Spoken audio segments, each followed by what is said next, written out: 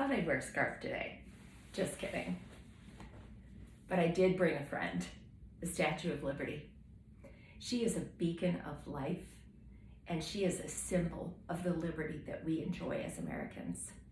And yes, during this time when we've been asked to cooperate with health and hygiene, we all have some of this, and if we don't, we are at least using soap and water more times than we can count every day.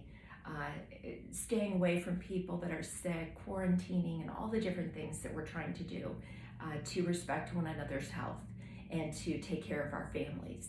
And that is exactly what we should be doing during this season.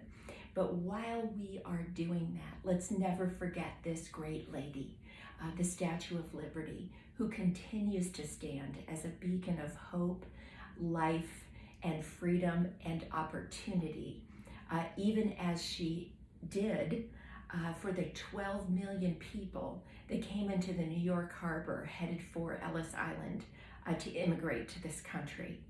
And if we look at what she is holding, we see, just to remind ourselves the incredible significance. Of course, she has the great torch in her hand, the torch of freedom. And she also has a tablet under her arm. And on that tablet is printed the date of the Declaration of Independence.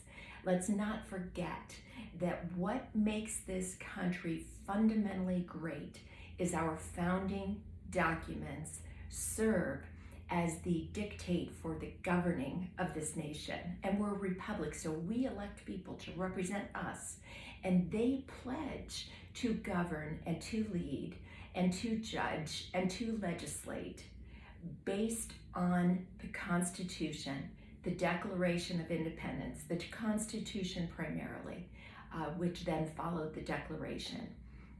We need to keep that in mind. People that came here came to get away from capricious leaders that led from their own will, their own whim, that suppressed people and oppressed people, as well as murdered people by the millions. You had everything from, yes, at times benevolent monarchs, to horrific dictators. But again, it was up to the whim of the personality of those leaders. This country served as the only country that would ensure the freedoms that we have in our Constitution and our Declaration. We cannot forget that.